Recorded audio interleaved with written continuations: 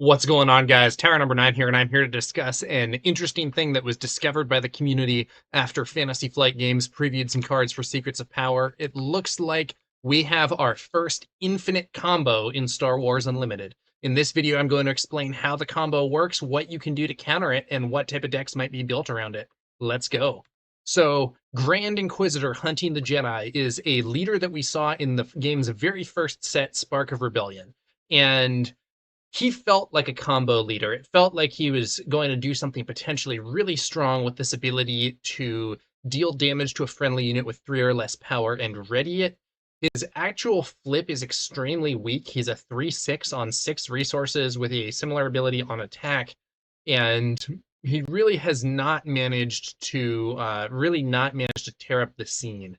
And there's been various stuff that people have tried to do with him, but it just has not really worked out as something that's really impressive. So damaging a friendly unit to ready it is strong. It's a good effect, but with the underwhelming deployment and without people really finding out a combo that made him work great, he's never really been a top tier competitive leader. But with some of these new cards, there is the potential for a true infinite combo, and that may change things. Shout out to the Porg Depot. I saw an article from them. That's the first place that I read about this combo. Let's take a look at exactly how it works.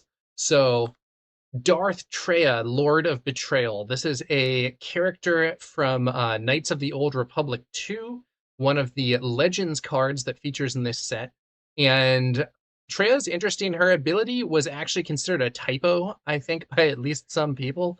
On attack, you may ready a non-unit leader. That is the correct text. It is not non-leader unit. It is non-unit leader. So her ability lets you use a leader's ability multiple times in a turn. Every time Treya attacks, you can ready a non-unit leader. And this synergizes with Grand Inquisitor because Grand Inquisitor can ready Treya. So you can attack with Treya, then you can have Grand Inquisitor ready Treya, then Treya can attack and ready Grand Inquisitor, then you can use Grand Inquisitor again to ready Treya, and she can attack and ready Grand Inquisitor, and so on. But because Grand Inquisitor does 2 damage every time he readies a unit, that damage will eventually defeat Treya, and it's not an infinite combo on its own. If you have healing or you have buffs for Treya, you could still swing a lot just doing that. But there is another card that gives you an even better method and makes a true infinite combo.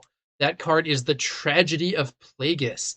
This card prevents a unit from dying from damage. So it's choose a friendly unit. For this phase, it can't be defeated by having no remaining HP. An opponent chooses a unit they control, defeat that unit. So you essentially give a unit Leader Chariot's unit ability, where they can't be defeated by having no remaining HP for the phase. And it also has essentially a Power of the Dark Side effect that defeats an enemy unit. But the most important part of the Tragedy of Plagueis is that first part for this combo, because if you apply this to Treya, without her being defeated by having no remaining HP, Grand Inquisitor can just keep readying her over and over, and yeah, the damage stacks up, but it doesn't matter because it's not going to defeat her this phase, and she can just keep swinging until the enemy base is destroyed. And furthermore, the Tragedy protects her from dying from other damage as well. So if the opponent has like a Sentinel unit, Treya can just crash into it over and over again and just keep getting readied until that unit is defeated, and then she can start hitting the base. And yeah, she'll have, huge amounts of damage on her, but it doesn't matter. This also makes her immune to damage-based removal, so if the opponent was going to try to kill her with open fire or something, that's not going to work. And that means you can swing infinitely. It's a slow victory because every time you have to take one action to attack, then another action to ready her, then another action to attack again. But you can win in one turn with this, even if your opponent is at full HP. This is the first true infinite combo that we've ever seen in Star Wars Unlimited, as far as I know, and it seems like it could be really powerful. Now, the combo does have some major downsides. It is not going to be like super easy to pull off. In particular, I'm looking at these cards here, and what I see is the Tragedy of Plagueis is a Vigilance card, Darth Treya is a Cunning card, and Grand Inquisitor is an Aggression card. There are 3 different aspects here in addition to villainy, and yes, this is an infinite combo, but you're going to have to play at least part of it out of aspect. So that's the major downside here. What base are you going to choose? Are you going to go with a vigilance base? Or are you going to go with a cunning base? You have to pick one or the other, and that means part of the combo is going to be out of aspect. So in thinking about this, I've noticed that if you use the blue base, you're going to be able to do the combo sooner.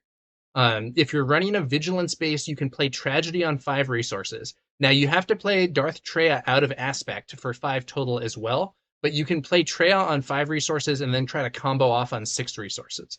If you run a cunning base, you can play Treya for 3 resources and start going relatively early with like the weaker form where you are taking the damage, but it still lets you do a bunch of attacks. But to do the actual infinite combo, you have to wait until 7. So the blue base allows you to do the combo faster since you can get both parts of it going on 6 resources, whereas the cunning version will not be able to do the full combo until 7 resources. Additionally, cunning lets you play a more aggro overall deck. So maybe you have a cunning aggression villainy deck with a bunch of aggressive cards, and it happens to have this combo as a closer. And vigilance allows you to play a more defensive or control oriented deck with removal and so on, and try to essentially clear enemy units, protect yourself until you can do the combo. So to me, the vigilance base is probably going to make more sense for a deck that is like focused on trying to combo off as the thing that it is doing, while the cunning base is going to allow you to include the combo as a potential closer in a deck that is otherwise more aggressive and playing a more normal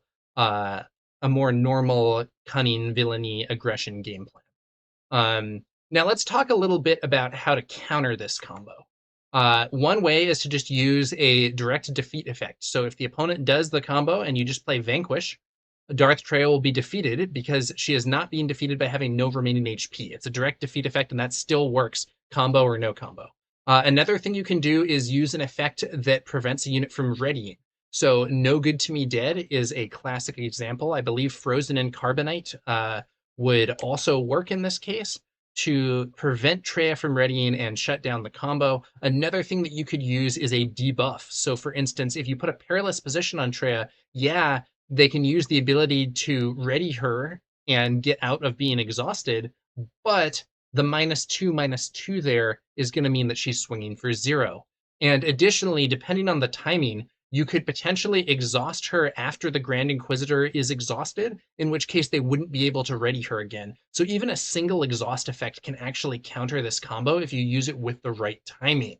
And as a result of, and now I'll also say, you can kill Treya before they play the card. That's another thing you can do, even with just normal damage. So it's not as if this is something that is really unstoppable and has no solutions. However, I do think people are going to be able to do it at least sometimes in real games. It's not a total on paper thing. And so you should be aware of it and think about how to potentially counter it if you're facing off against Grand Inquisitor once Secrets of Power releases. So yeah, that's the combo, guys. Shout out to Porg Depot for their article publicizing this. And I'm curious, what do you guys think? Do you think this is going to be a real thing? Do you think it's too clunky that you have to play part of it out of aspect? Do you think that there's other stuff that you're going to be able to put into a Grand Inquisitor deck that makes it really threatening even if the combo doesn't go off? I'd be curious to hear your thoughts in the comments below. Thanks to y'all for watching. I'm TowerNumber9, and we'll be back later with some more Star Wars Unlimited content. I will catch you guys later.